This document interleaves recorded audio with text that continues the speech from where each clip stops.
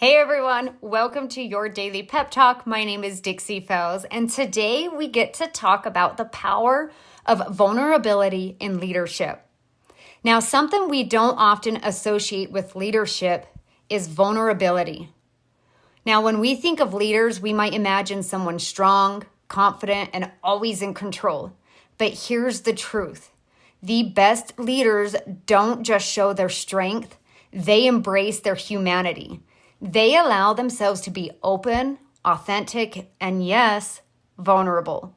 So why is vulnerability such a powerful leadership quality that you can possess today? First, it builds deeper connections. When leaders admit that they don't have all the answers or share their own challenges, it creates an environment where others feel safe to do the same. Vulnerability is the bridge that turns coworkers into collaborators and collaborators into a community and a community that fosters that culture everyone wants to be a part of. Secondly, vulnerability fosters that trust. People trust leaders who are real. And when you're willing to share your own struggles or admit mistakes, it shows humility and authenticity. And this invites your team to show up as their true selves without the fear of judgment. And trust, well, that's the foundation of every successful team. Third, embracing vulnerability leads to innovation. When people feel safe to speak up and take risks, this is when incredible ideas emerge. A vulnerable leader sets the tone that mistakes aren't failures, they're learning opportunities. And this mindset encourages creativity and growth.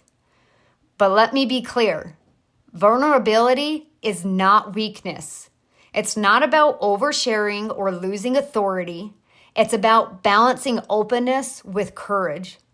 It's about saying, I don't have all the answers, but I'm committed to figuring it out with you. So here's a couple of ways we can practice vulnerability as leaders. You can start small, right? Share a story about a time you overcame a challenge or admit when you don't know something. Let your team see that you are human. Listen deeply. There's a reason we have 2 ears and 1 mouth. Create a space for others to share their ideas, struggles, or feedback and really hear them out with judgment. We don't always need to bring a solution. Many times people just need to be heard. And then also celebrate mistakes. Show your team that failure is a part of this process. When someone tries and stumbles, acknowledge the effort and the lesson learned during this process.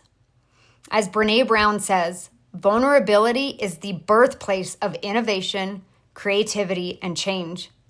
So let's stop seeing it as a weakness and start embracing it as a strength in leadership. So I challenge you today to lean into vulnerability. Whether it's sharing an honest moment with a team member or simply admitting that you need help, take that step. Let's build deeper connections, foster more trust, and create a culture where authenticity leads the way. Because when we lead with vulnerability, we lead with heart. And that's how we create something truly extraordinary.